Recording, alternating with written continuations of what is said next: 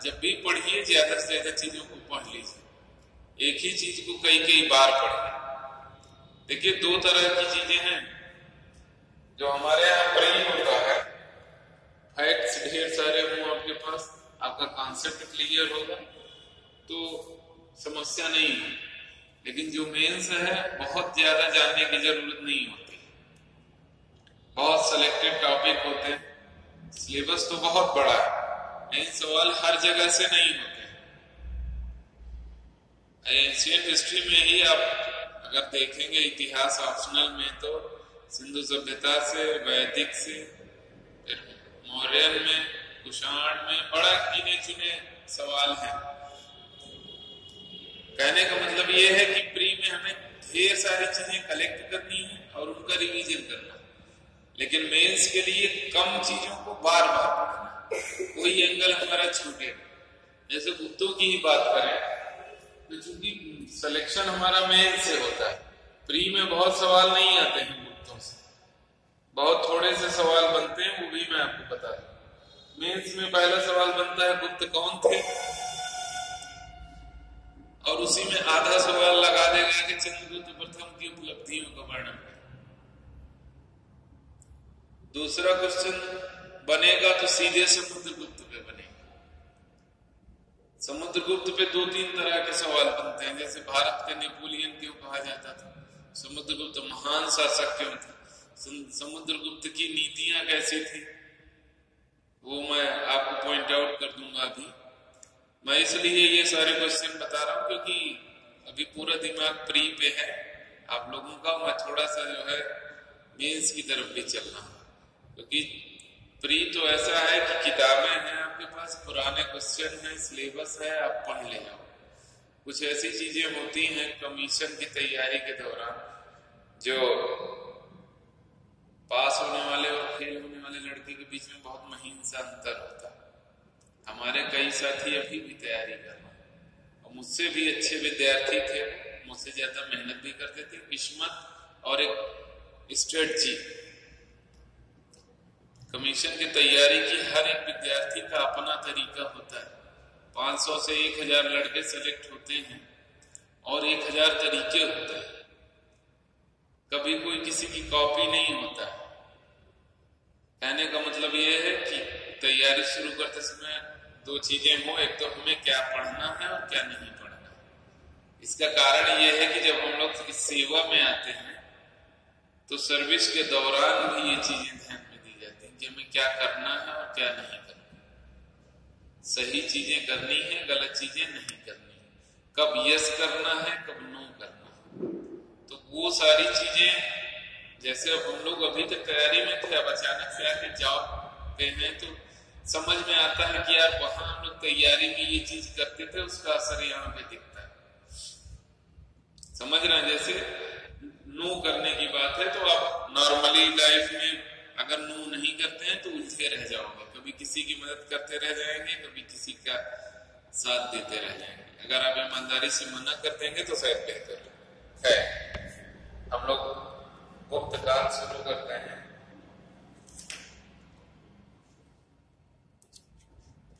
भारत के इतिहास, खासकर प्राचीन इतिहास में मोटे तौर पर देखें तो मौर्य काल के बाद मौर्योत्तर काल में दो तरह के साम्राज्य दिखाई पड़ते हैं। उत्तर में कुषाण शासक थे, खासकर कनिष्क को देखें 78 ईस्वी के आसपास, और मध्य भारत से दक्षिण भारत तक सातवाहन वंश। सातवाहन वंश की विशेषता है जो बाकी उस समय के समकालीन राजाओं में नहीं है। वहां मातृपक्ष प्रधान था सत्ता में, वशिष्ठी पुत्र पुलमावी, गौतमी पुत्र सातकर्णी भी उनकी माताओं के नाम है, वशिष्ठी और गौतमी। तो ये प्री में भी सवाल आता है। हिंदू साम्राज्यों के पतन के बाद एक लंबे दौर तक छोटे छोटे शासक उत्तर भारत में दिखाई पड़ते हैं। गुप्तों का उदय 3वीं शताब्दी के अंत में और 4वीं सदी के पूर्वार्ध दिखाई पड़ता है।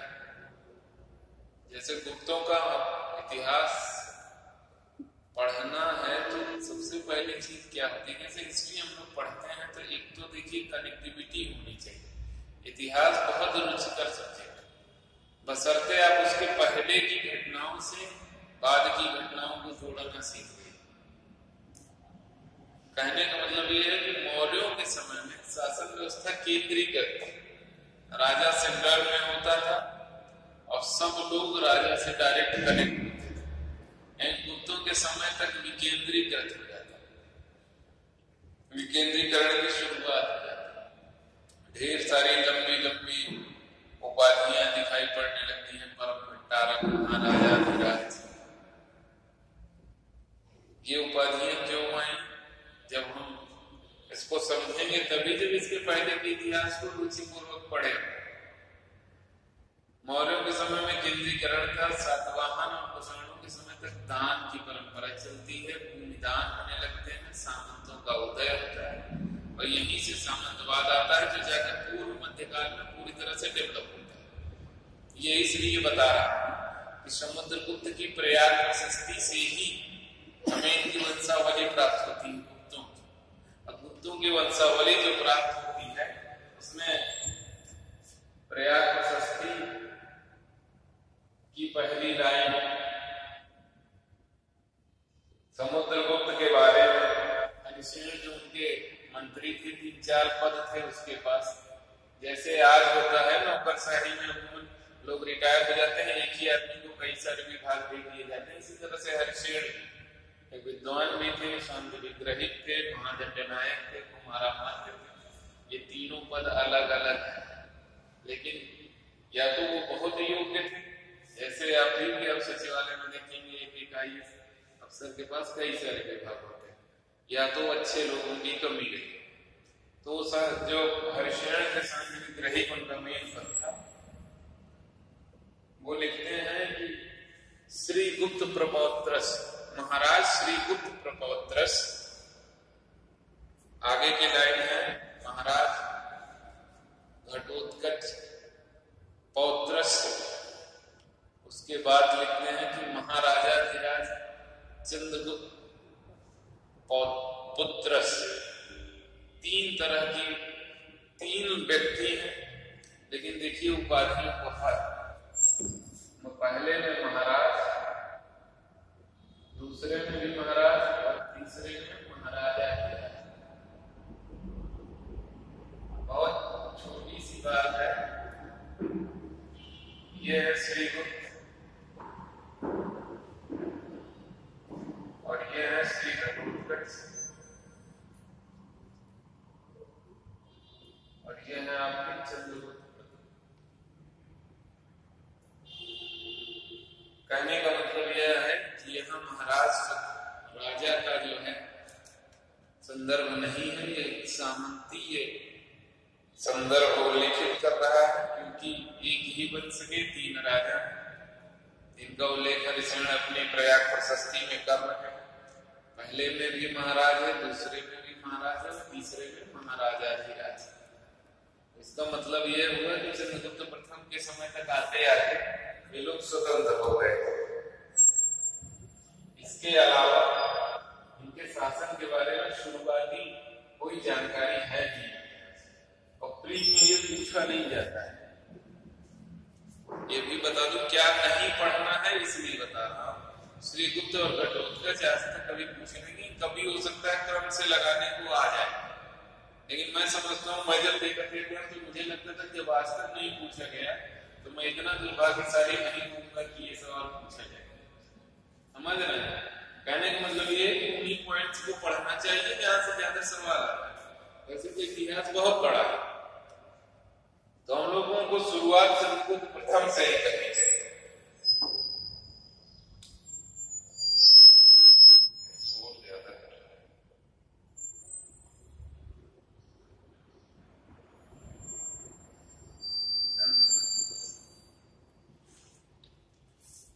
चंद्रगुप्त प्रथम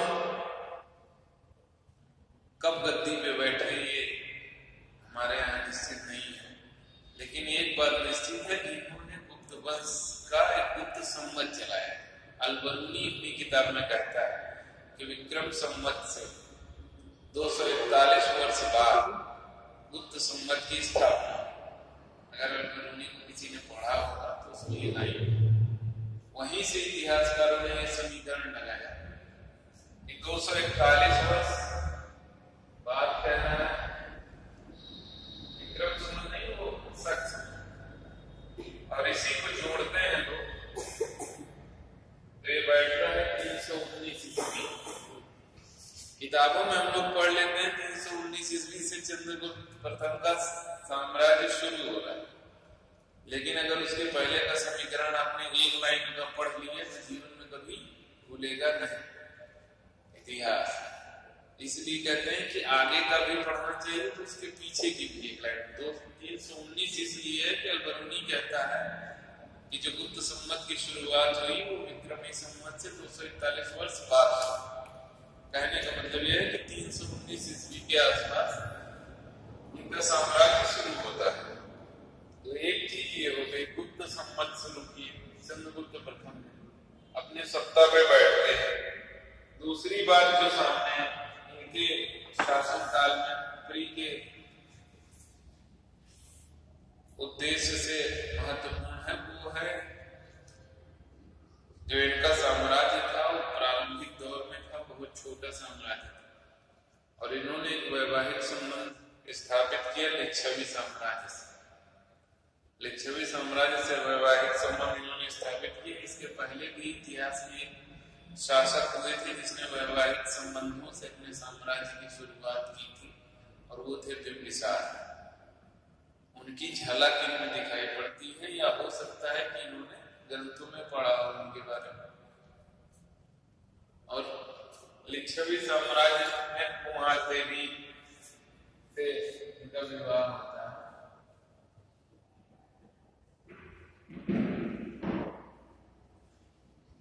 इसके दो स्रोत हैं इस इतिहास को जानने, बहुत इंपॉर्टेंट होता है। इतिहास पढ़ना है तो इतिहास का स्रोत क्या है। पहला है इनके सिक्के, राजा रानी प्रकार का सिक्का जिसमें चंद्रगुप्त प्रथम और महारानी कुमार देवी की आकृति बनी हुई है। दूसरी तरफ सिंह वाहिनी की आकृति है और लिच्छवेय शब्द लिखा हुआ। इसका मतलब ये है कोई राजा एक विवाह करता है और वो इतना महत्वपूर्ण है कि उसके लिए सिक्के छपवाने पड़ रहे हैं। आज की दृष्टि से देखी कोई छोटी सी घटना के बारे में तो हमारे देश का प्रधानमंत्री राष्ट्रपति की कोई बात कहते नहीं। बहुत बड़ा मुद्दा होता है तभी बात होती है। तो इसको हम अगर तब से संदर्भित करें तो ये बहुत बड़ी घटना रही होगी, क्योंकि एक तो स्रोत हो गया सिक्का और दूसरा स्रोत क्या है, वही समुद्रगुप्त की प्रयाग प्रशस्ति, जिसमें समुद्रगुप्त अपने को बहुत गर्व से कहता है मैं लिच्छवी दौहित्र। दौहित्र का मतलब होता है बेटी का बेटा, लिच्छवी दौहित्र। और कोई राजा भारत का इतना बड़ा सम्राट और वो बड़े गर्व से कह रहा है लिच्छवी दौहित्र, इसका मतलब है कि ये सब जो वैवाहिक संबंध है वो बहुत महत्वपूर्ण है। इसके महत्व को इसी से समझा जा सकता है। अब इसमें आर.एस. शर्मा साहब का मत था कि उनका मानना था कि गुप्त वैश्य थे। हालांकि इनकी जाति को लेकर के अभी भी विद्वानों में मतभेद है। मोस्टली एनसीईआरटी जो मानती है वो हम सबको मानना चाहिए। जब प्रश्न आएगा गुप्त कौन, मेंस प्री का सवाल नहीं है इसलिए मैंने वहां से नहीं शुरू किया। जब आएगा कौन थे तो उसमें 4 ही तरह के तर्क हैं, शूद्र, वही ब्राह्मण, क्षत्रिय और वैश्य। लास्ट में आर.एस. शर्मा इनको कहते हैं वैश्य। और उसमें उन्होंने बताया कि धारण गोत्र के थे और जो अग्रवालों का अभी भी गोत्र है। एक तो तर्क ये है, दूसरा वही विष्णु पुराण में एक उक्ति है कि ब्राह्मण शर्मा लगाएंगे, क्षत्रिय वर्मा लगाएंगे, शूद्र दास लिखेंगे और वैश्य गुप्त टाइटल लगाएंगे। इन दो लाजिकों पे उन्होंने जो है इनको गुप्त वैश्य बताया।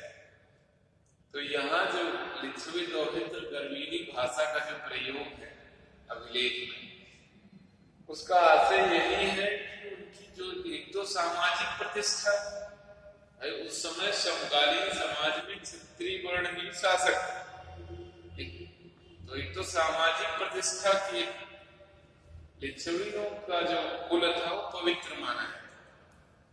इसका जब बिंबिसार और राजा शत्रु के समय में भी जब इनके वैवाहिक संबंध हुए थे, तब भी सामाजिक स्तर को अपने बढ़ाने के लिए, और जब यहाँ पे भी हो रहा है और राजा स्वयं सिक्के चला रहा है और उसका बेटा लिख रहा है लिच्छवी दोहित्र, इसका मतलब है कि सामाजिक प्रतिष्ठा बढ़ी। साथ ही साथ जो प्रारंभिक होता को मैप के साथ जरूर पढ़ना चाहिए, और मैप बनाने का सबसे आसान तरीका है पैसे खींच लीजिए और एक ये लगा लीजिए, तो आपको लगेगा कि नहीं हम भारत के आसपास की बात कर रहे हैं। तो जो प्रारंभिक चंद्रगुप्त प्रथम के समय का साम्राज्य है, विष्णु पुराण में वायु पुराण में कहा गया है गंगे प्रयागम च साकेतम मंथांस्तथा एतानि जनपदानि सर्वाणि उच्यन्ते गुप्तवत्सजा। गंगा जी के किनारे किनारे अनुगंगे प्रयागम च, प्रयाग साकी मतलब फैजाबाद के आसपास का एरिया और मगध, ये प्रारंभिक इनका चंद्रगुप्त प्रथम के साम्राज्य से इसको समीकृत करते हैं। और इस समय जो लिच्छवी थे वो दो जगह थे, एक तो वैशाली के आसपास और दूसरा नेपाल। नेपाल के साम्राज्य से जब आप आगे बढ़ेंगे समुद्रगुप्त की प्रयाग प्रशस्ति, तो आता है कि वहां से करद लेता था नेपाल से। कहने का मतलब यह है कि नेपाल से टैक्सेशन करता था, तो कोई अपने ननिहाल से टैक्सेशन तो मुझे नहीं लगता है करेगा। तो ये कहीं ना कहीं लिच्छवियों से या तो इनको वैशाली के आसपास साम्राज्य मिला होगा या सपोर्ट मिला, राजनीतिक रूप से बात कर रहा। दो बातें हो गई, पहला तो सिक्का चंद्रगुप्त ने चलाया और प्रयाग प्रशस्ति में इसका उल्लेख है। लिच्छवी दोहित्र, और इससे लाभ क्या हुआ? सामाजिक स्तर में वृद्धि और राजनीतिक या तो सपोर्ट मिला या साम्राज्य। एक छोटे से राज्य के लिए सपोर्ट भी बहुत होता है, और जब समुद्रगुप्त सत्ता पे बैठते हैं तो समुद्रगुप्त ने जो बड़े बड़े सैन्य अभियान किए, छोटा सा राजा इतना बड़ा साहस नहीं कर सकता। कहीं न कहीं इस वैवाहिक संबंध का असर वहां पर। चंद्रगुप्त प्रथम की जब आप उपलब्धियां मेंस में लिखेंगे तो यही दो तीन बातें हैं। युद्ध विजय की कोई बात नहीं है। पहला तो महाराज से महाराजा धीराज हुए, दूसरा लिच्छवी राजकुमारी से वैवाहिक संबंध हुआ,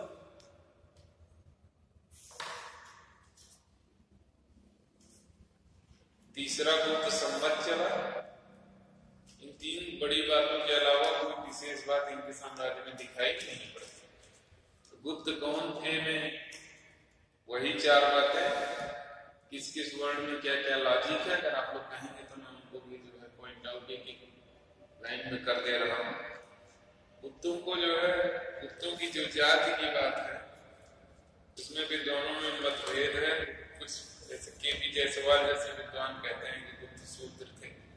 कौमुदी महोत्सव एक नाटक है, उसका संदर्भ लेते हैं। कौमुदी महोत्सव नाटक में चंद्रसेन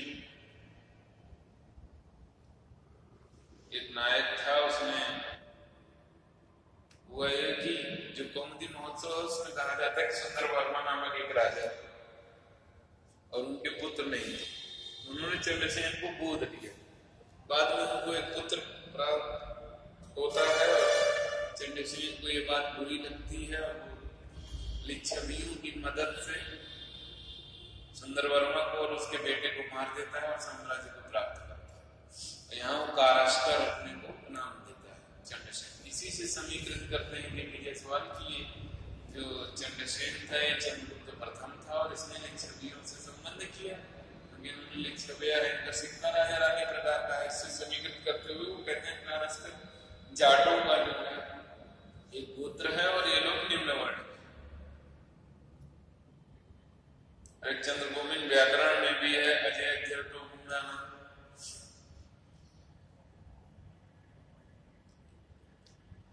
लेकिन सिर्फ इन दो बातों से ये चीज चंद्रसेन को चंद्रगुप्त मान लेना तार्किक रूप से सही नहीं है।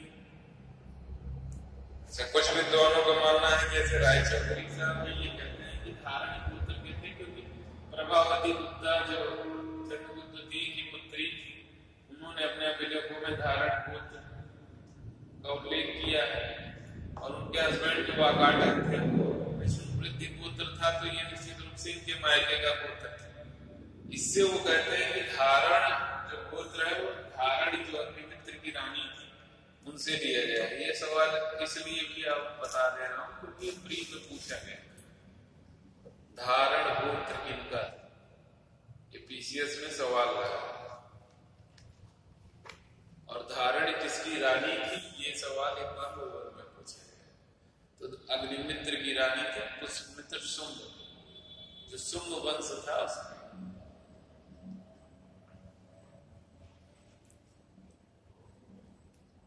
धारण गोत्र जो रायचौधरी साहब ने निकाला धारणी से निकाला, जो व्याकरणिक रूप से भी सही नहीं। एएसएल देकर और एलेन गुप्तों को वैसे बताते हैं, उसके वही दो कारण है। विष्णुगुप्त में वो विष्णु पुराण में जो नाम के पीछे सरनेम की बात की, ब्राह्मण शर्मा लगाएंगे और क्षत्रिय वर्मा लगाएंगे, गुप्त वैश्य गुप्त लिखेंगे और शुद्ध दास लिखेंगे, ऐसी लाइन है। उससे उन्होंने कहा कि यहाँ गुप्त टाइटल है तो ये वैश्य है। दूसरा इनका धारण गोत्र जो आज भी अग्रवालों का गोत्र है, पश्चिम उत्तर प्रदेश में पाए। तो एक तो गुप्तों की उत्पत्ति में ये गुप्त कौन थे, जैसे फ्रेमिंग होनी चाहिए हमें दिमाग में, तो इतने पे हम लोग एक अच्छा खासा सवाल कर लेते हैं। दूसरा चंद्रगुप्त प्रथम की उपलब्धि है, प्री भी हो गया हमारा, मेंस भी हो गया चंद्रगुप्त प्रथम तक। अब इसके बाद समुद्रगुप्त पे आइए।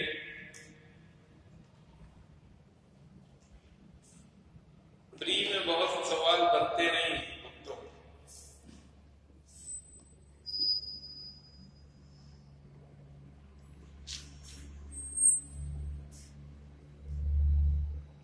जो समुद्रगुप्त है इनके मेन से निश्चित रूप से सवाल बनता है।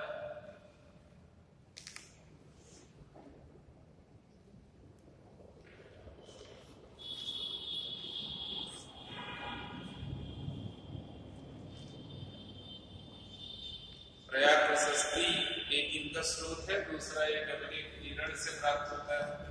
प्रयाग प्रशस्ति की चर्चा सभी लोग करते हैं। प्रयाग प्रशस्ति के बारे में दो तीन चार चीजें मैं बता दूंगा, प्री के हिसाब से भी महत्वपूर्ण है। जो रचनाकार थे हरिसेन 3-4 तरह की नौकरी करते थे, मतलब 3-4 तरह के होते थे उनके पास। सांध्य विग्रही कहते हैं युद्ध और संधि का जो सचिव होता है। कुमारामात्य एक आईएएस अफसर जैसे आगे होते हैं, वैसे गुप्तकाल में कुमारामात्य होते थे प्रशासनिक अफसर। और महादंड नायक, महादंड नायक का तात्पर्य था सेनापति से। ये 3 मोटे मोटे पद इनके पास थे। दूसरी चीज प्रयाग प्रशस्ति चंपू शैली में, प्री के हिसाब से बता दे रहे हैं, चंपू शैली। चंपू शैली का मतलब क्या है? गद्य और पद्य दोनों का मिश्रण शुद्ध संस्कृत में है। तीसरी बात, इसमें समुद्रगुप्त की मृत्यु का कोई उल्लेख नहीं। सवाल जब भी बनेगा, जैसे आईएएस में बनता है ना, तो पूर्व पे बनता है, कथन नंबर 1, कथन नंबर 2, कथन नंबर 3। तो उसपे ये ध्यान दीजिएगा कि समुद्रगुप्त के जीवन की घटनाएं तो है, अश्वमेध यज्ञ की घटना नहीं। इसमें जब आएगा तो एक धीरे से पॉइंट देगा, समुद्र प्रयाग प्रशस्ति के आधार पर निम्नलिखित युगों में कौन कौन से कथन सत्य है। तो पहला दे देगा आपको श्रीगुप्त घटोत्कच के बारे में कि इनको महाराज कहा जाता है, चंद्रगुप्त प्रथम को महाराजा धीराज कहा जाता है।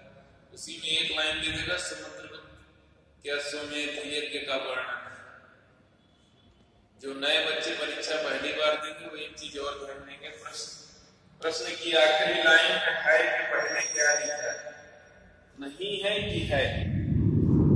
जब मैंने शुरू किया था तो मेरा पीसीएस का ये अटेम्प्ट था और एक सवाल से मैं फेल हुआ, और उसमें लगभग 6 सवाल ऐसे थे जहां नहीं है शब्द लिखा था और मैंने है पढ़ लिया, और मेरा सवाल आते हुए इस क्वेश्चन गलत हुई, ह्यूमन एरर होता है।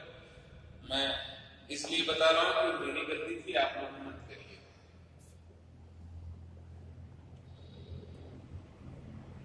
तीसरी बात प्रयाग प्रशस्ति के बारे में बताएं कि जो अशोक का अभिलेख है ये कौशाम्बी में मिला था। इसमें कई सारे लोगों के अभिलेख अशोक का है, समुद्रगुप्त के हैं, और उसमें मिडवेल में भी शायद औरंगजेब का है, ये कंफर्म नहीं, और एक रानी का अभिलेख है उसी में। इस समय ये अभिलेख इलाहाबाद में जो अकबर का किला है उसमें।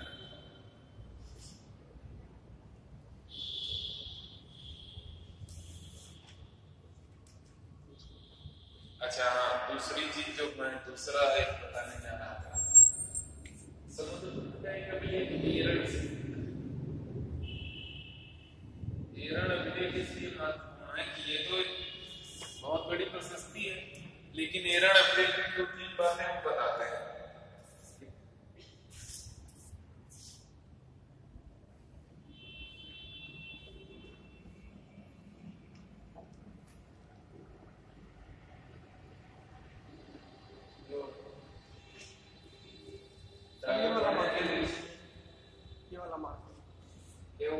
मार्कर चेंज करें।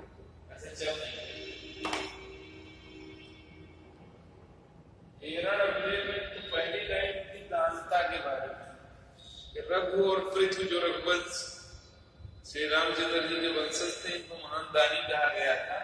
समुद्रगुप्त को कहा जाता है कि पृथ्वी और रघु इनसे भी बड़े दानी। ये आईएएस में तो कभी नहीं पूछा जाएगा, लेकिन पीसीएस के हिसाब से महत्वपूर्ण। पीसीएस में ऐसे ही फैक्ट छुपा के पूछते हैं। 3 बातें हैं इस अभिलेख की जो प्री में पूछी जाती हैं, और एक बार रानी दत्त देवी का उल्लेख है इसमें, समुद्रगुप्त की रानी का एरण अभिलेख है, विदिशा के पास से प्राप्त हुआ है, और एरण को भोग नगर कहते हैं। एरण को भोग नगर। अब यहाँ अभी तो आपको एरण इसलिए नहीं समझ में आएगा कि जब समुद्रगुप्त का अभियान आप पढ़ेंगे तो एरण जो बढ़ेगा वो वाकाटा वंश के बाद का साम्राज्य।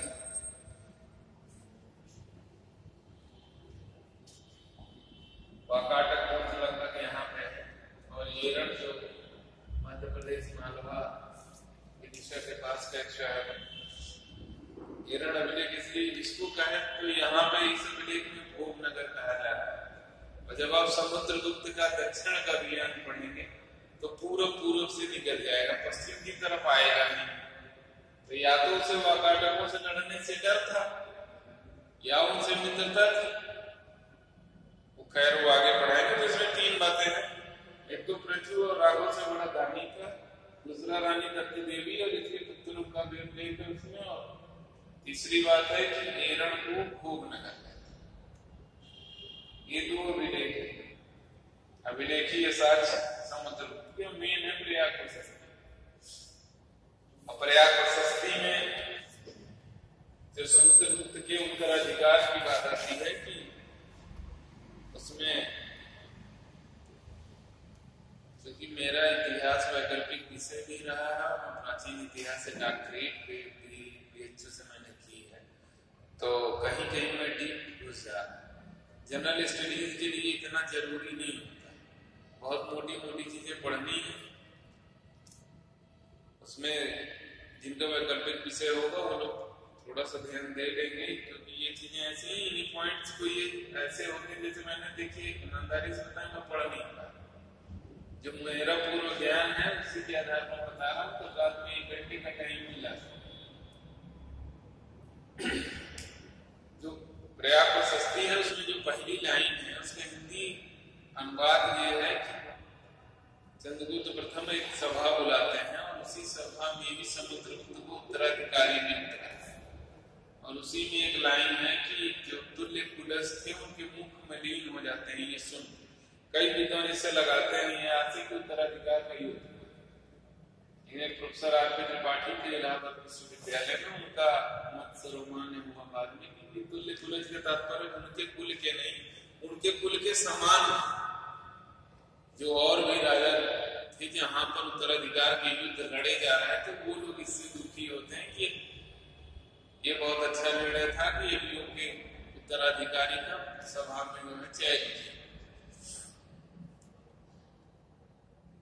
कहने का मतलब मेरे यह है कि उत्तराधिकार युद्ध मेंस में नहीं लिखना है, आप पहले लोग लिख के आते हैं कि समुद्रगुप्त की जैसे उपलब्धियां पूछा तो उत्तराधिकार युद्ध से शुरू की, अब वो नहीं, उसका खंडन हो चुका है।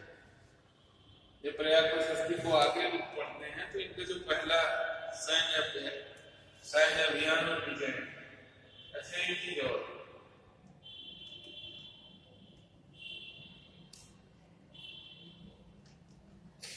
शायद आप लोगों में से कुछ लोगों को पता हो तो कुछ को नहीं पता हो। जब किसी राजा की उपलब्धियां लिखी जाती हैं तो क्या क्या लिखते हैं आपको है आइडिया?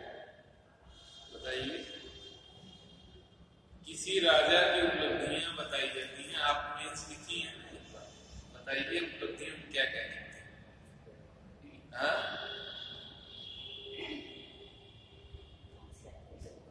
नहीं आइडिया?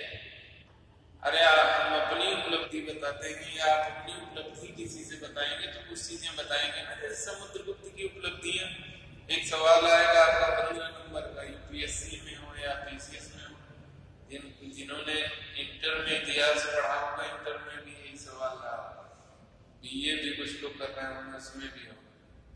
उपलब्धियों का क्या मतलब है? सर सफल युद्ध अभियान और संवाद विस्तार, नीतियों में समय के अनुसार काफी बदलाव, बस यही है। आप बताइए उपलब्धियां, जैसे किसी भी राजा की उपलब्धियां हम लिखते हैं। मौर्य काल में जाएंगे, चंद्रगुप्त मौर्य की उपलब्धियां, अशोक की उपलब्धियां, कनिष्क की उपलब्धियां, गौतमीपुत्र सातकर्णी की उपलब्धियां, समुद्रगुप्त की उपलब्धियां, हर्ष की उपलब्धियां, ये लगातार इतिहास में सिलसिला चलेगा। उपलब्धियों में सिर्फ राजनीतिक उपलब्धियां नहीं लिखना, समझ रहे हैं? जब भी उपलब्धियों का प्रश्न आएगा कभी उसको 3-4 भागों में बांट लिया, राजनीतिक उपलब्धि, सामाजिक आर्थिक उपलब्धि, धार्मिक उपलब्धि, सांस्कृतिक उपलब्धि। जब आप ऐसे बांटेंगे, आपने सिर्फ उसकी विजय बता दी, उसकी नीतियां बता दी, तो आपने 10 नंबर के सवाल का 1/5 अंश आपने सॉल्व किया 2 नंबर का, तो घर में नंबर जोड़े 10 में 8, और फिर रिजल्ट आया फेल हो गए तो कहेंगे एग्जामिनर ने हमारे साथ गड़बड़ कर दिया, या सरकार में जो है पैसा चल रहा है, हमारा सिलेक्शन नहीं हुआ, हमने इतनी मेहनत लिखी थी, अच्छे से लिख के आए थे।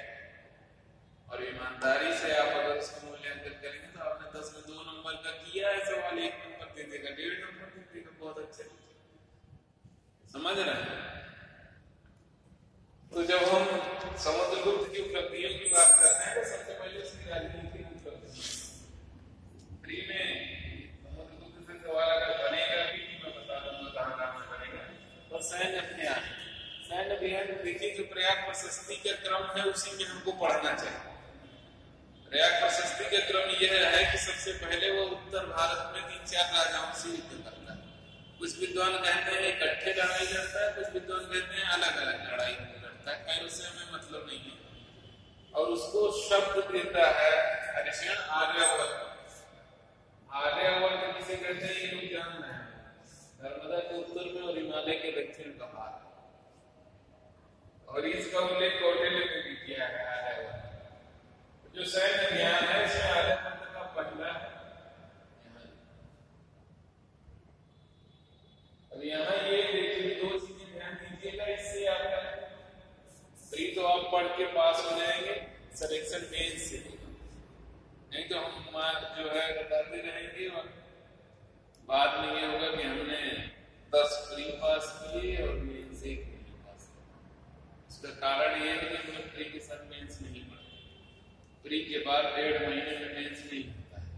जब आप आर्यावर्त का जो है पहला युद्ध पहली लड़ाई उसकी पढ़ेंगे, पहला अभियान जो पढ़ेंगे, उसमें साथ ही साथ उसकी नीतियों का भी ध्यान देना है। इस राजा के साथ कैसी नीति, कारण समुद्रगुप्त की उपलब्धियां। समुद्रगुप्त एक यथार्थवादी शासक था, समुद्रगुप्त भारत का नेपोलियन था। ये तीनों क्वेश्चन आपके पेपर होंगे यहीं से। उत्तर भारत के 4 राजा हैं, इनके नाम अच्युत, नागसेन और गणपति नाम कूतकुल है। ये 4 नाम आते हैं। 13वीं-14वीं लाइन में है प्रयाग प्रशस्ति की, और वो कहता है इसमें कि अच्युत, कूतकुलज और गणपति नाग 3 का उन्मूलन करते हैं। उन्मूलन, और जो कूतकुल के राजकुमार थे उसको बंदी बनाते हैं। पुष्पपुर में इसका उल्लास मनाते हैं। ये इतनी सी लाइन है प्रयाग प्रशस्ति। समुद्रगुप्त का पूरा इतिहास हम सिर्फ प्रयाग प्रशस्ति से पढ़ते हैं। कहने का मतलब 4 राजा है। कभी कभी आपको आएगा प्रथम अभियान में निम्नलिखित में से कौन सा राजा नहीं, और दूसरे अभियान का एक राजा डाल है, तो उनके नाम ध्यान दीजिए और उनके खिलाफ जो उसने स्ट्रेटजी अपनाई। पहला 3 राजाओं का वो उन्मूलन करता है, मतलब उनको उखाड़ देता है, उनके साम्राज्य को ले देता है। और जो कूतकुलज थे उनको बंदी बनाता है। पुष्पपुर का मतलब यहाँ पर पाटलिपुत्र से, वहां पे उसका उल्लास है। जब ये घटना घटती है तो इसके बाद वो दक्षिण के अभियान की तरफ जाता है समुद्र में, और दक्षिण के अभियान में 12 राजा प्री के हिसाब से बहुत महत्वपूर्ण। ये 12 राजाओं से कई बार सवाल आएंगे। एक तरफ राज्य दे देगा, एक तरफ राजा का नाम दे देगा और मिलाने को दे देगा। इसमें 4-5 ऐसे राजा हैं जो बहुत फेमस हैं। एक अगर आप मिला ले जाओगे तो आसान बहुत होता है, लेकिन देख के डरेगा होता ये है। देखिए इस क्वेश्चन का भी हमारी सर्विस के नेचर से मेन, जब भी आप लोग, मेरी शुभकामनाएं कि जल्दी से आप लोग सेलेक्ट होकर क्षेत्र में आए। कभी कभी ऐसा होता है कि सुबह आके आपस में बैठते हैं और 50 लोगों की भीड़ आपको घेर देती है, और उस समय आपकी किन कर्तव्य विमूढ़ हो जाता है, क्या करें क्या ना। अगर वो अच्छा सिविल सेवक है तो वो टेकल कर देगा। वही चीज यहाँ पे भी लागू होती है। अब हम चले 12 राजाओं के नाम और राज्य रटेंगे तो और सारा इतिहास छूट जाएगा। इसमें कुछ महत्वपूर्ण राजा हैं, जैसे कौशल का महेंद्र है, महाकांतार का त्यागराज है, कांची का विष्णुगोप है, और वेंगी का हस्तिवर्मा है। ये 4-5 ऐसे हैं जो बहुत फेमस थे उस समय के, और इन्होंने नेतृत्व भी किया था युद्ध। अगर ये 4-5 हमें याद है तो वो 1-2 अगर हम वहां मिला ले गए इनको तो ऑप्शन से सवाल हो जाता है। ये 12 राजाओं के नाम रटेंगे तब तो इतिहास से पार नहीं पा पाए। कहने का मतलब ये है कि मैं रटना नहीं, और सिलेक्शन पाना है, स्पेशलिस्ट नहीं बनना है इतिहास से, नहीं तो हम प्रोफेसर हो जाते। तो ये 12 राजा हैं, इनके बारे में आप लोग टेक्स्ट बुक से पढ़ लीजिएगा, मैं एक का नाम नहीं बता। इनके विरुद्ध जो इसकी नीति थी वो ग्रहण मोक्षांतर है।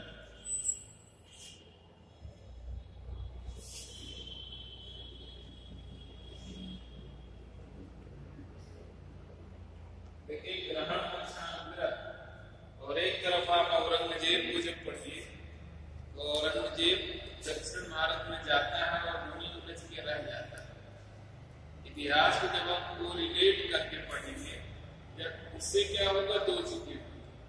जब अगर सिर्फ इनकी दक्षिण की विजयों पे सवाल आ गया तो आप कंक्लूजन में लिख सकते हैं कि समुद्रगुप्त ने उन जगहों पर होशियारी की जहां पर औरंगजेब ने गलती।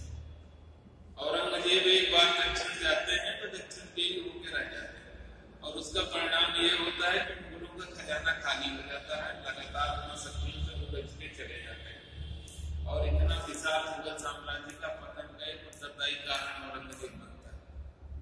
वहीं समुद्रगुप्त के साथ ठीक इसका उल्टा है।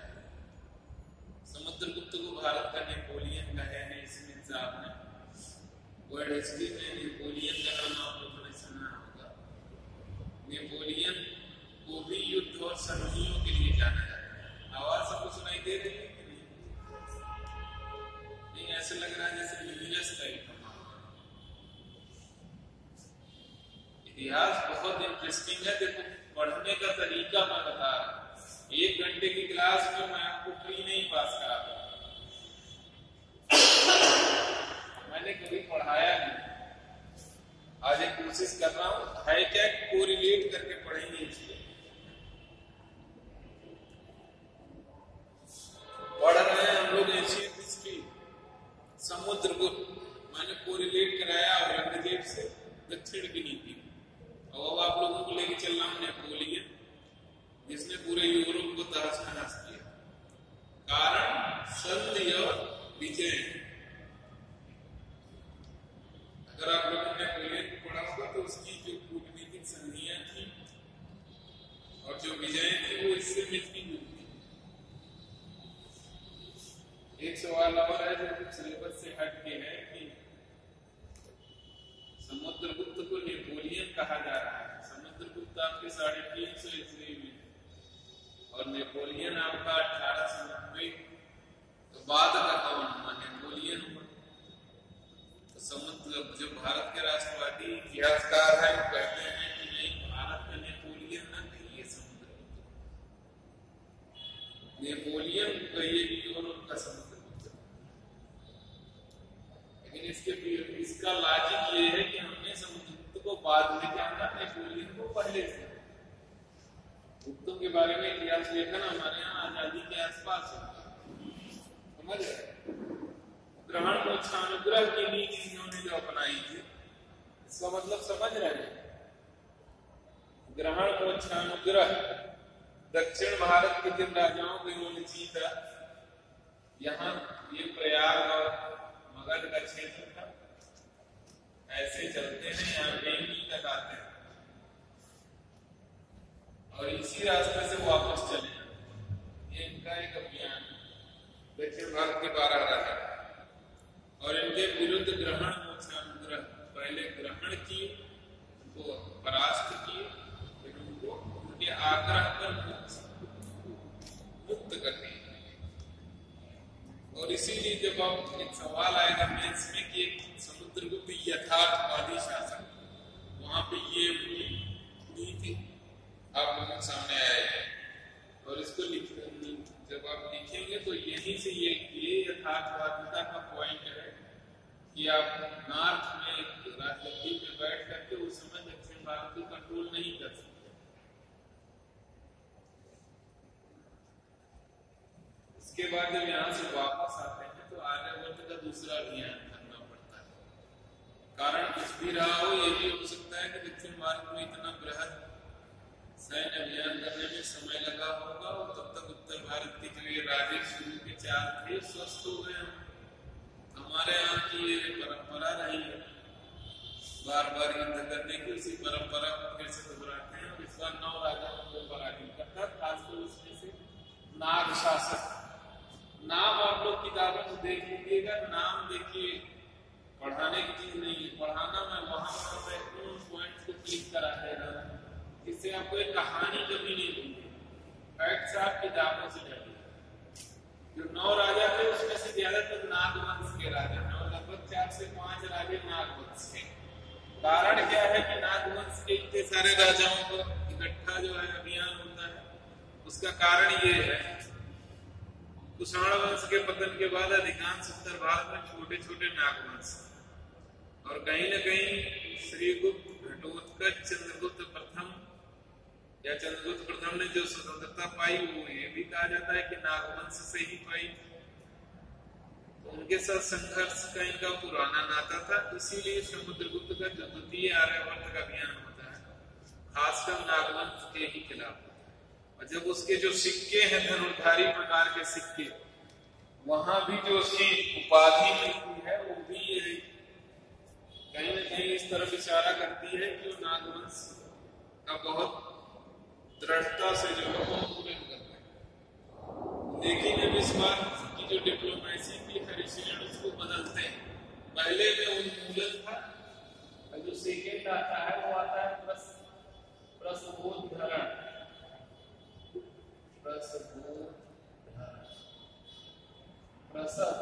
प्रसव मतलब होता है पृथ्वी, पृथ्वी से ही उद्धरण मतलब उखाड़ के। इतना विध्वंसकारी और दूसरा अभियान था समुद्रगुप्त का कि उसके बाद फिर कोई विरोध नहीं। दो तरह की होती है, एक तरफ देखिए पहली बार उन्मूलन सिर्फ करके दक्षिण भारत में, वहां ग्रहण में अच्छा अनुग्रह 12 राजाओं के साथ ये नीति थी, और जब लौटते हैं आर्यावर्त के द्वितीय अभियान में तो प्रसवोद्धरण की नीति, पृथ्वी से ही उनको उखाड़ फेंकते हैं। कारण है कि बार बार लड़ाई करने से अच्छा एक बार इलाज। ये क्या है, समुद्रगुप्त एक यथार्थवादी शासक था, यहां से भी वो चीज सिद्ध होती है ना।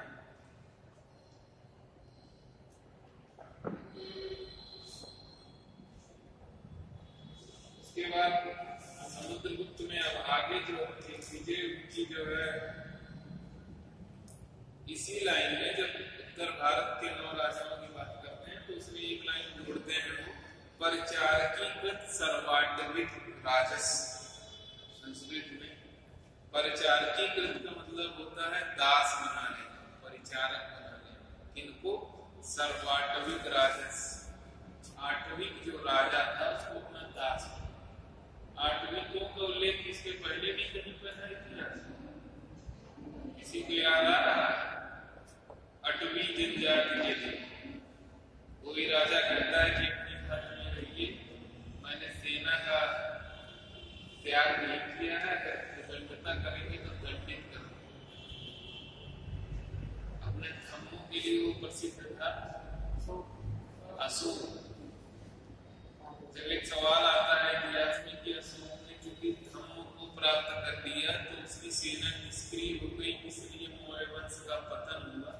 वहां पर ये लॉजिक काम करता है कि नहीं साहब, वो अटवी जनजाति को धमकी भरे लहजे में संदेशा भिजवाता है कि अपनी हद में रहिए, मैंने हिंसा छोड़ी है, इसका मतलब मैं हिंसा करना भूल नहीं।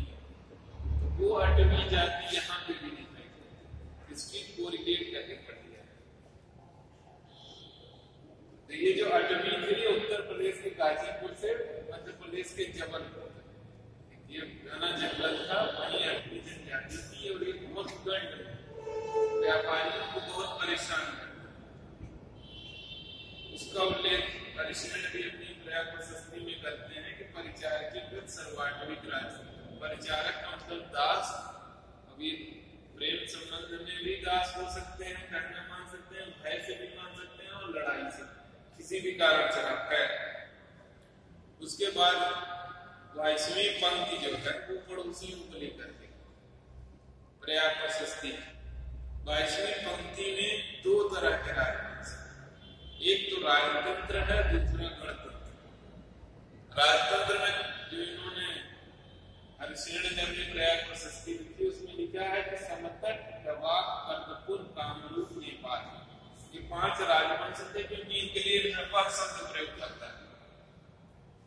समतट, डवाक, कामरूप मतलब असम का क्षेत्र, कर्दपुर और कामरूप, कर्दपुर और नेपाल, ये यहाँ पे नेपाल आता और इनसे कर ले रहा है। जब मैंने लिच्छवियों की बात की थी तो मैंने नेपाल का उल्लेख किया। ये लिच्छवी वैशाली में भी थे और नेपाल में भी। यहाँ पर उसी नेपाल का उल्लेख। इनके लिए शब्द जो प्रयोग कर रहे हैं 5 राज्यों के लिए, यहाँ पे लीजिएगा जो ऊपरी में यहाँ से सवाल बनेगा, इनके लिए नव शब्द प्रयोग होता है। ये लोग राजा हरिसेन जो उल्लेख कर रहा है, उसके बाद हरिसेन इनके साथ ही साथ 9 और लोग उनके उल्लेख करता है, लेकिन वहां राजा शब्द नहीं लिखता और उनको बताता है कि ये पश्चिम सीमा में थे मालव अर्जुनायन यवधेय मात्रक आभीर प्राजुनायन संतानी गाक और खरपरी। खरपरी कनिष्क के समय में भी खरपरी शब्द का प्रयोग होता है। जब कनिष्क का हम लोग मध्य एशिया में सीमा निर्धारित करते हैं तब तो वहां खरपरिकों को उल्लेख आता है, खरपरिकों को उल्लेख यहाँ पर भी। तो 9 ये राज्य, एक तरफ इन 5 राज्यों के लिए नव शब्द प्रयोग हो रहा है, इनके लिए कुछ नहीं हो रहा। इससे इतिहासकार मानते हैं कि गणराज्य है। ईसीएस में तो नहीं, लेकिन आईएएस में सवाल बनता है निम्नलिखित में से कौन सा गुप्तकालीन गणराज्य नहीं था, और उन 9 में से 3 दे देगा और 1 कोई और दे देगा, हो सकता है ये 5 में से 1। तो यहाँ 9 गणराज्यों को ले बुद्ध काल में भी था। 10 गणराज्यों के बारे में जानते हैं?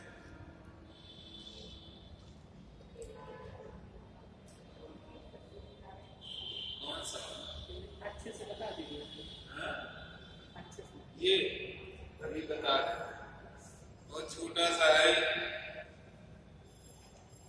हरिसेन अपनी 22वीं पंक्ति जो प्रयाग प्रशस्ति की, उसमें पड़ोसी राजाओं की बात करता है कि पड़ोसी राजाओं से समुद्रगुप्त के कैसे संबंध।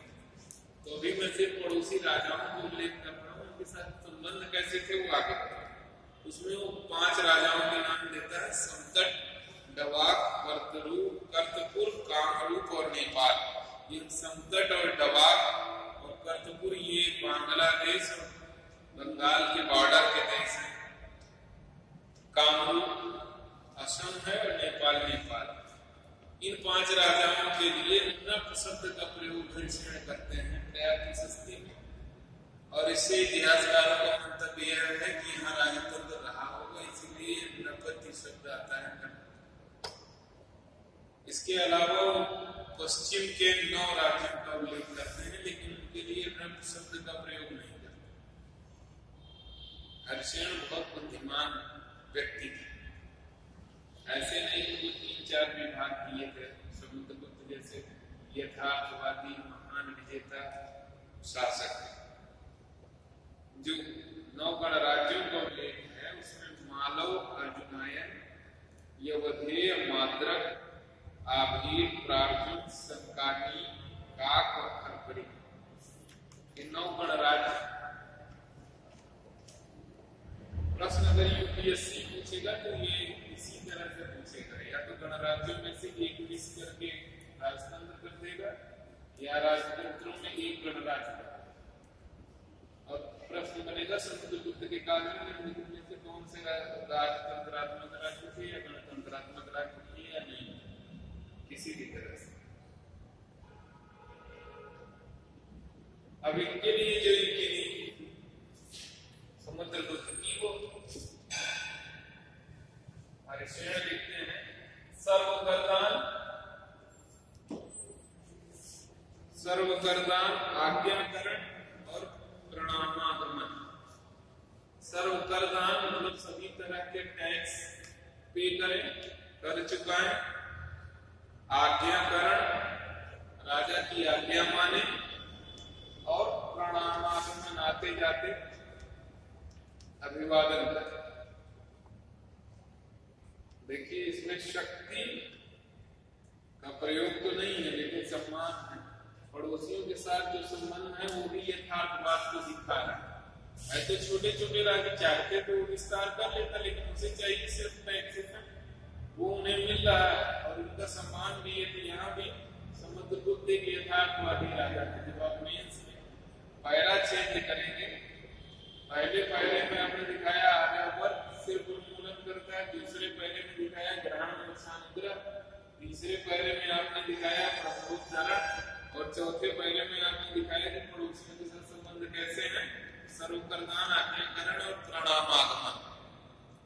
उसके बाद वो विदेशी राजाओं की बात करता है। हरिशयन 23वीं और 24वीं पंक्ति है पर्याप्त प्रशस्ति की, और उसमें कहता है देवपुत्र शाही शाहन शाही मुरुंड सिंहल द्वीपी सर्वद्वीप वासिकी। जिन लोगों ने पढ़ा होगा उनका रिवीजन हो जाएगा, जिन्होंने नहीं पढ़ा है वो पढ़ जरूर लेंगे। जो मैं बता रहा हूं उसके बाद समुद्रगुप्त को भी पढ़ना नहीं पड़ेगा, और समुद्रगुप्त पे इसलिए ज्यादा समय ले रहा हूं क्योंकि इसी से गुप्तों में प्री में भी सवाल आएगा और मेंस में भी। मेंस में 3 तरह के सवाल हैं, समुद्रगुप्त, उसके बाद चंद्रगुप्त विक्रमादित्य, और गुप्तों के पतन पे कभी कभार कुमारगुप्त पे आता है स्थायित्व पे। वो आपका भी सेकंड राउंड आएगा, कल दूसरे आएंगे, वो आपको गुप्ता पार्ट 2 में पढ़ाएंगे। तो जो ये विदेशी राजा है देवपुत्र का मतलब ये है जो कनिष्ठ कुषाण वंशीय राजा थे उनकी देवपुत्र उपाधि, तो कहीं न कहीं उनके जो है उत्तराधिकारियों का शासन रहा।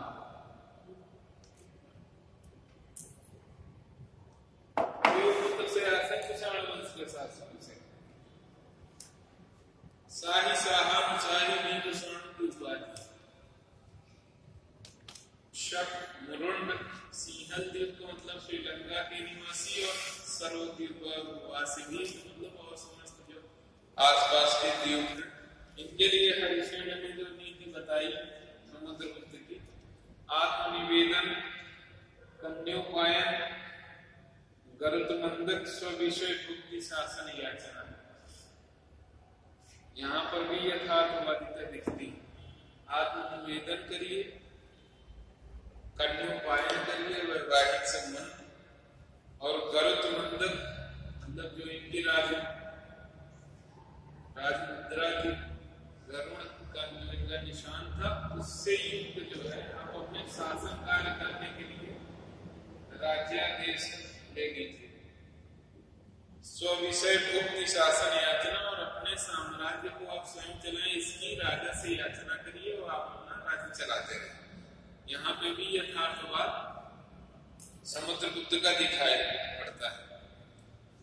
तो इस तरह से मैं एक बार उल्टी रिवीजन कर दे रहा हूँ चीजें, क्योंकि समुद्रगुप्त में जो मैंने आपको पढ़ाया आर्यावर्त बस कितने राजा थे इसमें? आर्यावर्त प्रथम अभियान में कितने राजाओं को मारा गया? 4, 12 नहीं 4। उसमें से 3 को उलट किए, 1 को बंदी बनाया। दक्षिण भारत 12 राजा थे, ग्रहण अनुग्रह की नीति थी। आर्यावर्त 9 राजा, प्रस्फोटधरण की नीति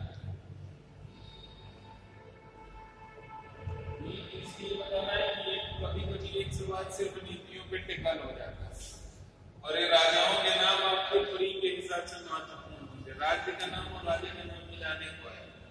ये 3 बड़े अभियान हो गए। उसके बाद कहता है परिचारकी कृत अटवी नाम जाकर उत्तर प्रदेश गाजीपुर से लेकर के मध्य प्रदेश के जबलपुर तक उनको दास बनाता है। उसके बाद पड़ोसियों की बात करता है कि 5 राष्ट्रकूट थे, समतट डवाक कर्तपुर कामरूप नेपाल, और 9 पश्चिम सीमा के गणराज्य थे मालव आजुवायन योधेय मात्रक आदीर प्राचीन संगानिक ठाक और ककरी।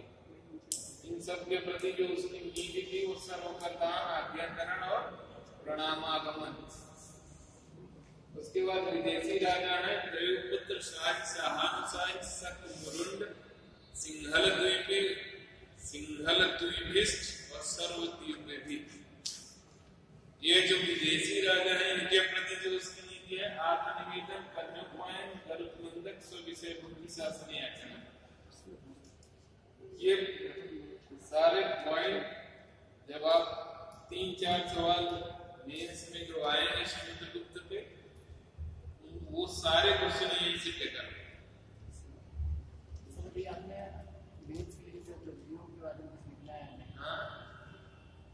कुछ उपलब्धियों के बारे में लिखना है, जैसे कि यहाँ पे जो नहीं कर पा रहे हैं वो रोजगार में अभी आगे बताएंगे ना, 10 मिनट में आपको वो निकल कराऊंगा।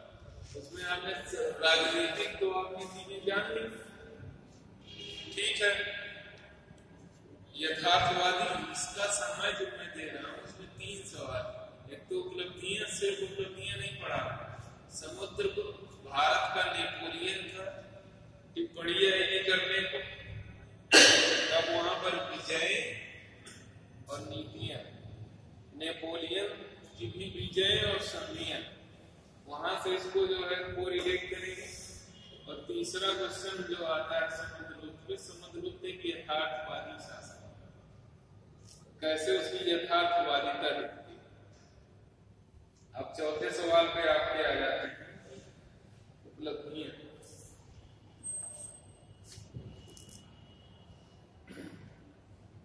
तो आपने उनकी राजनीतिक उपलब्धियां जान ली, उसके बाद आप प्रशासन में आ जाएंगे। प्रशासन में आपको अगर कुछ भी नहीं समझ में आ रहा है तो हरिसेन समझ में आ रहा है। 3 तरह के पद थे उसके पास, सांध्य विद्रोही, महादंडनायक और कुमारा मत। तो इसका मतलब समुद्रगुप्त कहीं न कहीं कुशल प्रशासक था। ऐसी सब वैरायटीज रही। तो एक उपलब्धि हो गई एक अच्छा विजेता, दूसरी उपलब्धि हो गई सफल प्रशासक, तीसरी उपलब्धि अश्वमेध यज्ञ करता है। अश्वमेध यज्ञ का उल्लेख इसका कहां पे जानते हैं, पढ़े हैं इसके पहले? अश्वमेध यज्ञ के बारे में उल्लेख कहां कहां पे? समुद्रगुप्त। क्यों समुद्रगुप्त अश्वमेध यज्ञ के उसको उल्लेख कहीं होगा, पढ़े हैं इसके पहले कभी? क्या मेरी सारी बातें हवा में तो नहीं जा रही? अश्वमेध यज्ञ के उल्लेख कहां पे है? समुद्रगुप्त का पढ़ी है? नहीं पढ़ी। अश्वमेध पराक्रमः नामक इसकी एक मुद्रा है जिसमें समुद्रगुप्त स्वयं अश्वमेध यज्ञ में आहुति करते हुए दिखाई पड़े। दूसरा उल्लेख है स्कंदगुप्त के भीतरी, कानपुर के पास भीतरी, वहां से जो विलेख मिला है उसमें भी अश्वमेध यज्ञ का इसके वर्णन है। तीसरा है जो इनके पुत्र थे चंद्रगुप्त विक्रमादित्य, चंद्रगुप्त द्वितीय, उनकी पुत्री थी प्रभावती गुप्ता, उनका जो विलेख पूना से प्राप्त होता है उसमें भी वो बड़े गर्व से कहती हैं कि अश्वमेध यज्ञ किया। तो अश्वमेध यज्ञ एक उपलब्धि। अश्वमेध यज्ञ कैसे उपलब्धि? क्योंकि ब्राह्मण धर्म और ब्राह्मण धर्म का उत्कर्ष, तो ये इनकी जो उपलब्धि है वो धार्मिक उपलब्धि है, राजनीतिक उपलब्धि के साथ साथ धार्मिक उपलब्धि। चौथी उपलब्धि इनकी है वीणा वादन करते। वीणा वादन करते थे, इसका उल्लेख कहां पर है? इनकी एक स्वर्ण मुद्रा है वीणा वादन प्रकार की, जिसमें स्वयं वीणा बजाते थे। वीणा वादन से याद आया, मुगल कालीन एक बादशाह भी वीणा बजाते थे। फ्री का सवाल है औरंगजेब। तो एक संगीत इनकी उपाधि है। एक उपाधि है जिनके पास खरसेन जैसा विद्वान, मतलब विद्वान इनके सभा में रहते थे और शिक्षा को ही बढ़ावा देते। इतिहास में ऐसे छोटी छोटी उपलब्धियों को अपनी भाषा, अपनी लेखनी से बड़ी बड़ी उपलब्धियां दिखाई जाती हैं।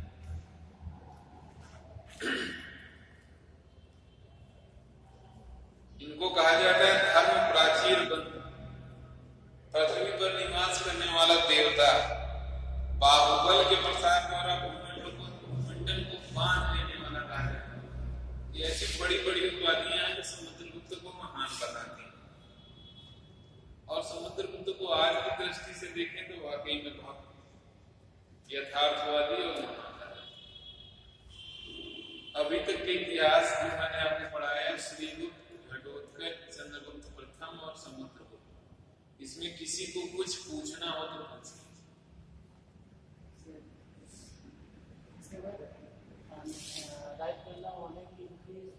सामाजिक उपलब्धियों के बारे में सामाजिक उपलब्धियों के बारे में कुछ लिखना चाहें क्या? सामाजिक उपलब्धियों के बारे में यदि लिखना चाहें, सामाजिक उपलब्धियों के बारे में तो बहुत विशेष प्रयाग प्रशस्ति में तो लिखता नहीं है। जिसके बारे में नहीं मिले उसके बारे में मौन हो जाइए। ठीक है। आर्थिक उपलब्धियों के बारे में भी समझ नहीं आ रहा है। आर्थिक उपलब्धियों के बारे में स्वर्ण मुद्राएं चला रहा है, 6 प्रकार 7 प्रकार की कोई राजा स्वर्ण मुद्राएं चला रहा है। ये क्या दिखा रहा है? आप ऐसे नहीं समझे। सातवाहन काल में आइए, इसे एक कदम पहले सातवाहन कालीन सिक्कों की विशेषताएं जानते हैं? हो सकता है कुछ लोग जानते हैं। सस्ती मुद्राएं, स्टील के सिक्के बनते थे, शीशे के सिक्के बनते थे। जी समझ रहे हैं? और गुप्तों के समय में सोने के सिक्के बन रहे हैं। इसका क्या मतलब? ये आर्थिक उपलब्धि नहीं, ये बहुत बड़ी है। बाद में जब आप स्कंदगुप्त को पढ़ेंगे तो स्कंदगुप्त के समय में जो सिक्के पाए जाते हैं उनमें मिलावट बहुत ज्यादा है। उससे लोग मानते हैं कि आर्थिक रूप से बहुत कमजोर हो गए। इससे पहले और भी राज्यों से सोने के सिक्के चलाए थे, जैसे कुषाणों में भी सोने के सिक्के चलाए थे। इससे पहले ये उपलब्धि और नहीं तो हम ये तो नहीं कह रहे कि भारत में सबसे ज्यादा आर्थिक धनवान था समुद्रगुप्त। आर्थिक रूप से आर्थिक स्थिति अच्छी थी, एक शब्द होता है। एक होता है आर्थिक स्थिति बहुत अच्छी थी, एक होता है आर्थिक स्थिति सबसे अच्छी।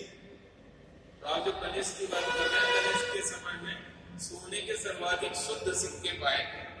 वजन में सर्वाधिक नहीं थी, वजन में सबसे वजनी सिक्के गुप्तों के, टाइप्स में सबसे ज्यादा गुप्तों के। समझ रहे हैं? और एजुकेशन की बात है तो गुप्तों के जो समुद्रगुप्त के जितने भी ये सिक्के हैं सब में बड़ी बड़ी उपलब्धियां हैं, वो उपाधियां हैं लंबी लंबी। उनको पढ़ेंगे तो उससे इनके क्या होगा? शैक्षिक उपलब्धियां बढ़ेंगी, शिक्षा को बढ़ावा दे देते, संस्कृत भाषा को बढ़ावा दिया, ब्राह्मण धर्म को उत्कर्ष कराया। तो ये हो गई उनकी सांस्कृतिक उपलब्धियां आ गई। तो देखिए आभूषण, जब आप राजा रानी का चित्र दिखेगा उसमें क्या होगा? चित्र पहने तो मुझसे बात करेंगे तो सिर्फ सिक्कों के आधार पर इतिहास लिखेंगे, वो अलग मैटर है। हमें सिलेक्शन देना है तो छोटा छोटा सा पार्ट, और किसी को कुछ पूछना है गुप्तों या समुद्रगुप्त तक।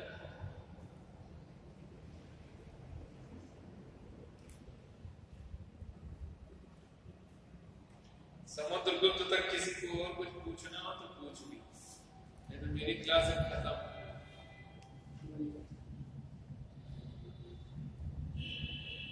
गुप्त पूछिए। हाँ खड़े हो बताइए, सुनाई नहीं पड़ा।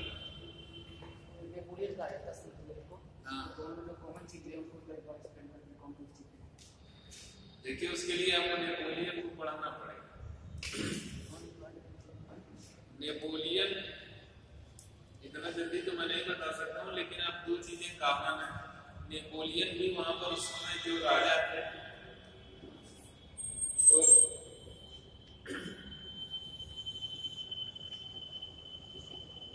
यूरोप का इतिहास बहुत बड़ा है। नेपोलियन के समय में यूरोप में एक देश था ऑस्ट्रिया। ऑस्ट्रिया के शासक को यूरोप का पुलिसमैन कहा जाता है। जैसे आज के समय में आप अमेरिका को मान सकते हैं पुलिसमैन ऑफ द वर्ल्ड, ऐसे ऑस्ट्रिया। नेपोलियन फ्रांस एक नया नया छोटा सा राज्य था, और ऑस्ट्रिया का लगभग पूरे यूरोप में जो है बोलबाला था।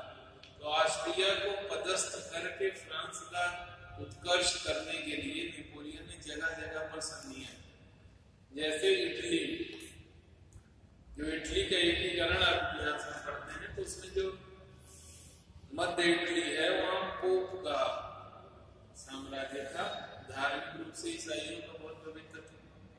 तो चूंकि जब इटली का एकीकरण हो रहा था तो ऑस्ट्रिया बार बार उसमें अपना हस्तक्षेप करता था। वहां पे भी नेपोलियन संधि करता है इटली वालों के साथ कि जब आपके ऊपर ऑस्ट्रिया आक्रमण करेगा तो मैं यहां से ऑस्ट्रिया के ऊपर आक्रमण। यथार्थवादिता था इसका। दूसरी चीज, जब जर्मनी का एकीकरण होता है, प्रशा जो उनका मेन राजा था वो प्रशा, जर्मनी के एकीकरण के समय भी जर्मनी से जो जर्मनी में बिस्मार्क के प्रधानमंत्री, उनसे एक डिप्लोमेटिक ट्रीटी होती है। तीसरी थी रूस के साथ, और इन सब के साथ युद्ध भी लड़े। समझ रहे हैं? तो वैसे ही इनके वहीं से कोरिलेट करिएगा जब आप समुद्रगुप्त को, भाई दोनों में कुछ समानताएं, संधियां भी जो कर रहे हैं यथार्थवादी कर, लेकिन नेपोलियन ने एक साथ 12 राजाओं के साथ नहीं लड़े, क्योंकि आप भारतीय हैं और जब भारत के प्राचीन गौरव को, प्राचीन इतिहास को लिखिए तो कोशिश करिए, और है समुद्रगुप्त नेपोलियन से सुपीरियर।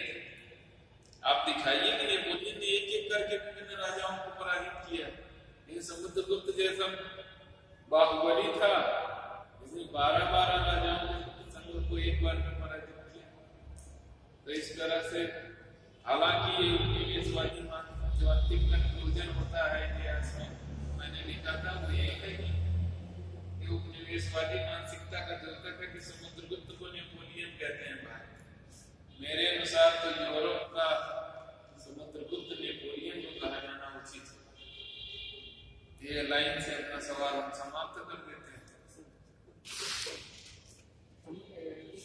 गुप्त काल में भी हमें जितनी भी जानकारियाँ प्राप्त की, तो एक किताब का रचना पर कहें तो डिपेंड की जैसे प्रयाग में गुप्त काल में प्रयाग के माध्यम से समझा जाना, समुद्र। अगर हम प्रयाग को साइड में करते तो इसको समझने के लिए और कोई साहित्यिक स्रोत है वो भी डायरेक्ट नहीं। जैसे मैं मध्यकाल में उसी के शासन काल के विद्वानों ने उन्हीं के शासन को लिखा, ऐसा हमारे यहाँ नहीं पाया। लेकिन एक चीज ये जानिए, अभिलेख बदलता नहीं, अभिलेख में आप बदलाव नहीं कर सकते। पुरातात्विक साक्ष्य को हम लोग ज्यादा मानते हैं। साक्ष्य तो आपको और भी मिल जाएंगे, समकालीन इतिहास काल के साक्ष्य, विशाखदत्त की मुद्रा राक्षस मिलेगी उसी के समय में, शूद्रक की रचनाएं मिलेंगी, कालिदास की मिलेंगी, और बाद में गुप्तों के मध्य में और गुप्तों के उत्तर में कई सारे ग्रंथ मिलेंगे, हर्षचरित मिल जाएगा।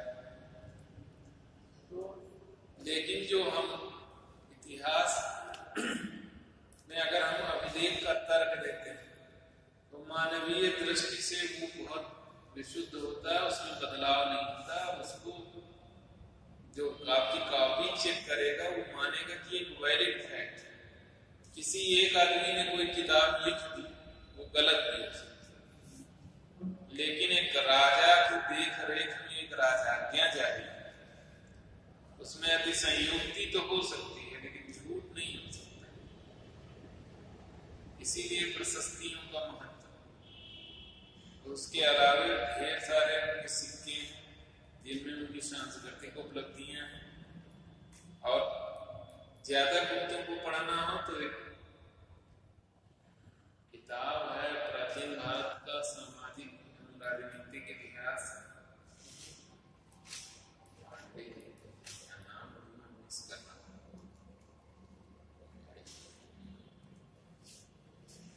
किताब आप पढ़िए, बस एक चैप्टर एक गुप्त राजा के नाम पे, और 2 या 3 पेज का चैप्टर। मेंस अगर ऑप्शनल बुक का बुक पढ़िए, अगर प्री के लिए पढ़ना हो तो सिर्फ एनसीईआरटी पढ़ लीजिए, कोई एक किताब हो।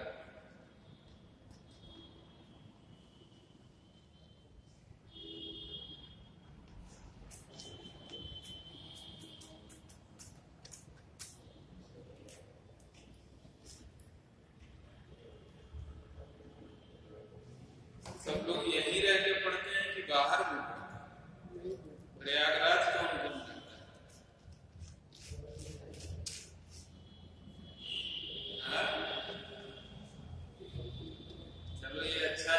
बाधा में लोग पड़ तो रहे।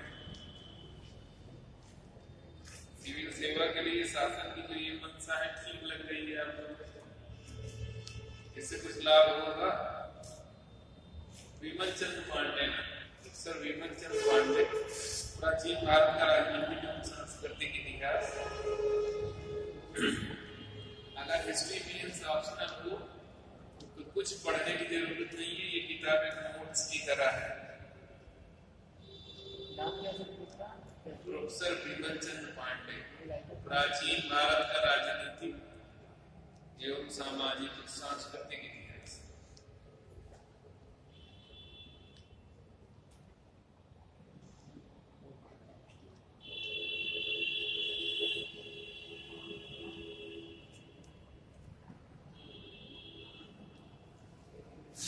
अच्छा, एक दो चीजें ऐसे मान लीजिए सब लोगों का तो पता नहीं, लेकिन कुछ लोग अगर सीरियस कैंडिडेट होंगे, सिविल सेवा का एक बेसिक चीज आपको बता देते हैं, हो सकता है आप लोगों में से किसी भी काम आए। सिविल सेवा के लिए सिलेक्शन और फेल होने के बीच में बहुत पतली सी लाइन है। इसी तरह से सिविल सर्विसेज में भी जो है, जब आप जॉब पे आते हैं तो वहां भी सब लोग सफल नहीं होते। कारण क्या है कि जॉब का नेचर ऐसा है कि आपको जूझना है। जूझने का मतलब ये है कि अभी हम शिक्षक हैं, 10 मिनट बाद कोई दूसरा रोल में जाएगा, कल कोई दूसरे रोल में थी और आगे कुछ और करना पड़ेगा। मतलब एक साथ एक ही आदमी से आप सोच नहीं सकते कितने तरह का काम किया जाए, और कोई भी काम हम लोग परफेक्ट रूप से नहीं कर पाते। इसी तरह से सिविल सेवा की तैयारी, किसी भी चीज के बारे में बहुत कुछ जानने की जरूरत नहीं। समझ रहे हैं? एक तो आप अपना सिलेबस देख लीजिए,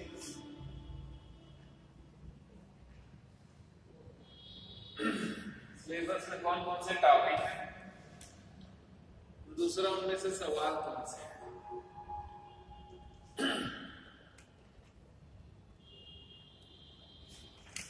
उदाहरण के लिए गुप्तों में बहुत सवाल प्री में नहीं बने हैं, हम लगे हमें एक फैक्ट रटने, तो वो तो हमारा टाइम वेस्ट बना। आदमी की एक निश्चित क्षमता है, अनलिमिटेड नहीं चल सकता है। और पीसीएस बनना है या आईएएस बनना है तो हमें कितना गुप्तों पे काम करना है। पता चला गुप्तों ने पढ़े 3 महीने, गुप्तों सवाल आया 1, और हमने मॉडर्न इंडिया में भारत का स्वतंत्रता संघर्ष पढ़ा 3 दिन, और वहां सवाल आ गया 15 जो आते हैं। तो बेहतर ये है कि हमें क्या करना है, सिलेक्शन पाना है। कोई भी प्री का एग्जाम होगा, जब आप 70% क्वेश्चन सही करने लगेंगे तो आपसे प्री हो जाएगा। ये बहुत शुरू से रहा है, और आज भी जब आप परीक्षा दीजिए, परीक्षा देने के बाद अगले 2 दिन में आंसर सीट आ जाएगा, उससे आप अपना 70% देख लीजिए, आपका हो रहा है तो आप प्री पढ़ना बंद कर। मेंस अगर 70% से कम हो रहा है तब आप रोज चर्चा करेंगे तो आइडिया आएगा 65-66% पे हो जाता है। 70% सेफ जोन।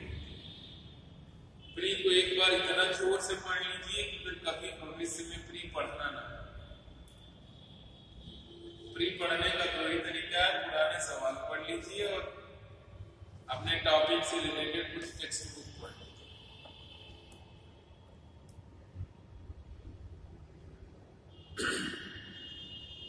मेंस के लिए अपना सब्जेक्ट पहले से निश्चित किए रहिए, तो जब आप प्री पढ़ेंगे उसी समय आप मेंस के एग्जाम का भी सिलेबस, क्योंकि अगर आप हिस्ट्री ऑप्शनल रख रहे हैं तो गुप्त तो मेंस में भी आना है, गुप्त प्री में भी आना है, गुप्त जीएस में भी आना है।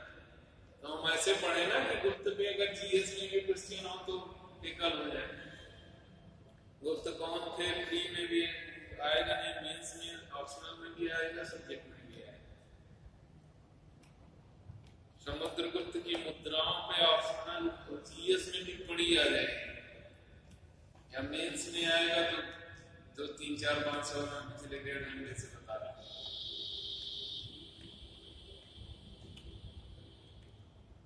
सिलेक्शन होना और सिलेक्शन ना होने में थोड़ा सा अंतर है। जब लोग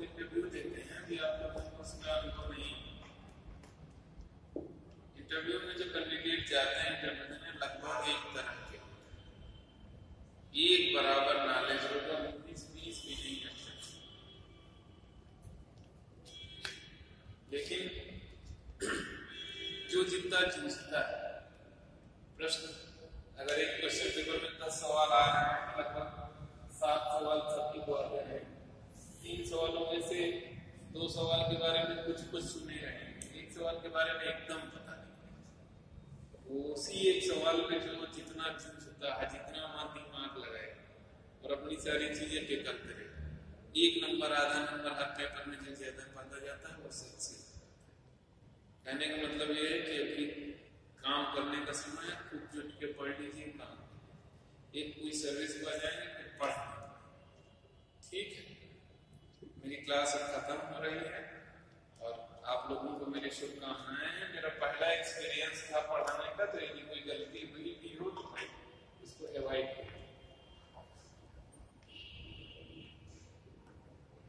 शायद अगले टीचर भी आ, देखो वही